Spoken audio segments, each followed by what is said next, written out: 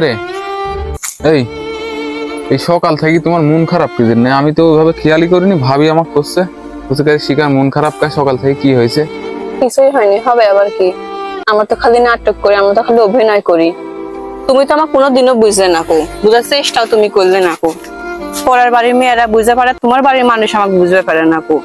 তুমি একটা জিনিস খেয়াল করো, এদের 7-8টা বছর ধরে আমি সংসারটা করনু, কোনোদিন আমি মুখ ফুটে কোনো কিছু দাবি করেছি, কোনো কিছু চাষি যে এই জিনিসটা আমার লাগবে, তাকে কেউ তো বাড়ির মধ্যে কেউ কবা পারবে না যে জিনিসটা চাষে আমার থেকে কিংবা কোনো দাবি করেছে।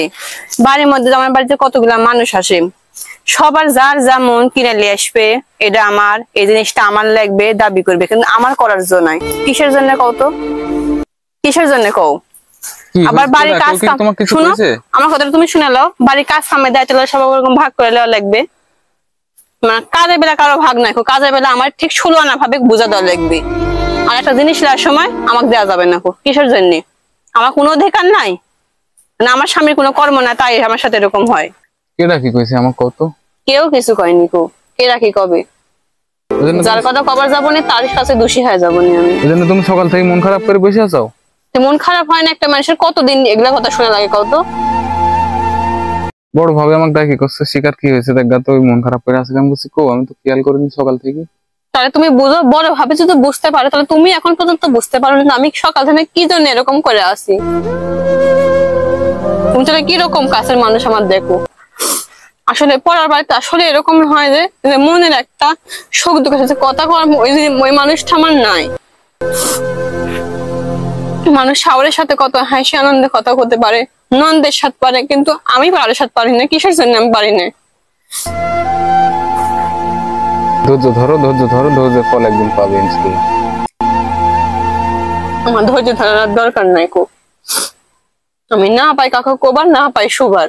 চলো ওই জন্য তোমাকে আমি এখানে ফাঁকে ডাকিলে আসবো, দেখি জিজ্ঞেস করি কি হয়েছে। তুমি এইটুকু তো তোমার শেষ দায়িত্ব। তুমি তো কাউকে মুখ ফুটে তো কোবার পারবে না নিকো, যে কার সাথে কি হচ্ছে। আরে কাক কি করবো, আমার বাড়িতে মেলা লোক, আমার বাড়িতে 12 জন লোক, সবাই মিলে মিশি থাকবে, এটাই তো চাই। এখন একজন আমি কি জানি কার সাথে ঝগড়া করবে? তুমি কও তো। একজন একটা কথা কবে, আরেকজন মন খারাপ করে থাকবে, আরেকজন কাজ কম করবি, কাজ করবে না, এরকম করবে কি জানে? আমি সবসময় ফ্যামিলির ওই দেখতে দেখা ব্যস্ত থাকবো নাকি? আমি আমার আর কাম নাই?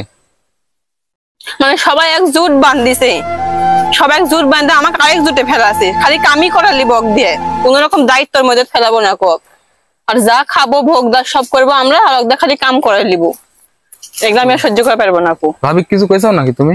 আমি ভাবে কি ভাবি চোখে দেখে না কো, ওই পরের বাড়ি মিয়া হয় দেখে, আর তুমি বুঝতে পারো না কো আমার কি লাগবে, কি প্রয়োজন আমার। চলো তোমার কি কি লাগবে আছে আমাকে লিস্ট করে দাও, তোমাকে সব নিয়ে আসি দেবো, যাও। সেটা কত ভাবিক থেকে চা লাগবে এখন? আমি যেখান থেকে হোক আনি দিলে তো হলি। কিছুই লাগবে না, যেদিন কর্ম করে যেদিন নিজে লেসাতে পারবে সেদিন লিবো আমি। আমার কিছুই লাগবে না, কি লাগবে আমার? সবই তো আছে, লাগবে আবার কি? খারাপ করে না তুমি যেন বেশি কথা কও না কো। তোমার গেলে কথা শুনতে শুনে আমি একবার অধৈর্য হয়ে গেছি। তুমি চলে যাও, আমার যখন খুশি মন ভালো হয় তখন আমি যাবো নি।